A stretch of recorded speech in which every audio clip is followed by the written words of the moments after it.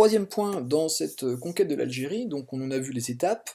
On voit qu'à partir de 1871, vraiment on passe à une étape de colonisation plus massive. D'ailleurs, on vous disait dans les informations qu'il y a plusieurs centaines de milliers de colons qui arrivent d'Europe.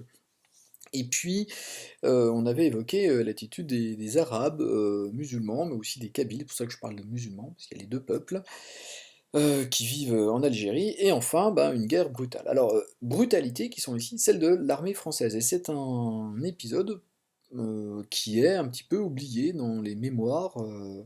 La conquête de l'Algérie s'est réalisée au prix d'une attaque relativement violente de ce territoire et de méthodes militaires très dures.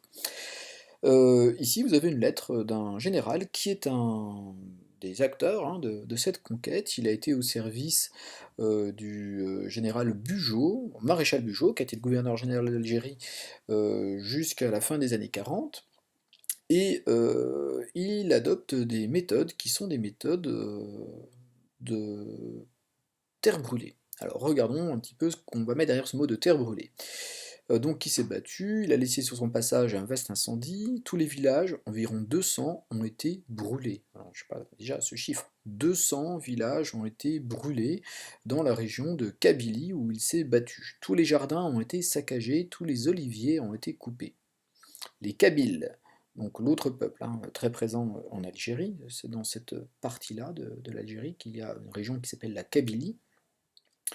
Donc les Kabyles, au nombre d'environ 2000, avaient fait la faute de s'entasser dans une longue crête boisée. J'ai envoyé dans le ravin un bataillon de tirailleurs indigènes. Donc là, le mot est important. Les indigènes, ce sont des Algériens qui ont été intégrés dans l'armée française, des gens qui sont nés en Algérie et que l'armée a incorporé, donc je vous le disais, un degré de force dans ses troupes.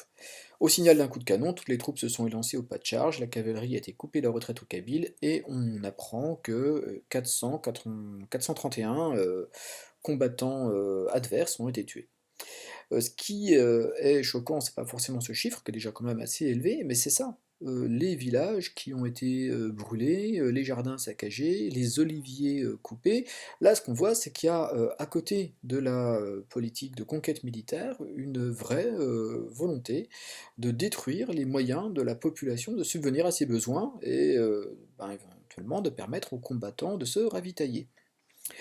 Cette politique brutale a touché aussi des populations civiles. Alors il y a d'autres épisodes tristement connus, hein, qui sont ceux des enfumades. Des populations allaient se réfugier dans des grottes. On soupçonnait qu'avec ces populations civiles, femmes, enfants, vieillards, il pouvait y avoir des combattants, et donc on mettait le feu à l'entrée de ces grottes et les populations étaient enfumées à l'intérieur.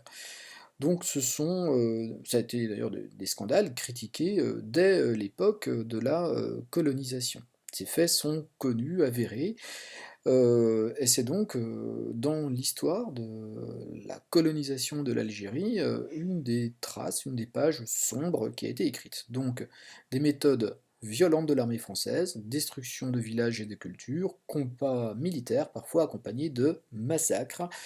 Euh, voilà les éléments qu'il fallait développer dans votre développement construit. Je ne vais pas vous donner le développement construit, je vous laisserai le réaliser. Simplement pour conclure, quelques mots sur Abdelkader. Abdelkader, vous le voyez ici sur une photographie qui doit dater de la deuxième partie du XIXe siècle, alors qu'il était exilé.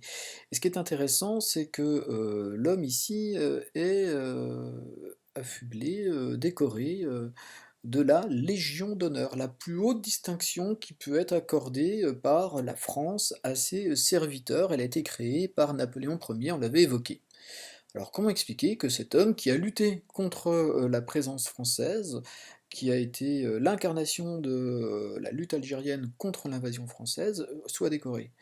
Eh bien parce que dans les années 60, alors qu'il était à Damas, en Syrie, eh bien il a voulu empêcher des massacres de chrétiens organisés par d'autres populations musulmanes de la ville de Damas. Il les a empêchés d'ailleurs, c'était un homme qui avait une haute autorité morale, qui était reconnu, admiré, respecté, Et grâce à son intervention, de nombreuses vies ont été sauvées. Et le dirigeant de la France, donc l'empereur Napoléon III, a décidé de lui décerner cette médaille. Ce qui montre, vous voyez, que eh bien, la France a pu aussi, enfin en tout cas à un moment donné, le gouvernement français a pu reconnaître dans cet homme qui avait lutté contre elle, contre la République ou contre la France, eh bien, un homme à honorer aussi pour son courage et sa détermination à assurer la justice. Je m'arrête ici.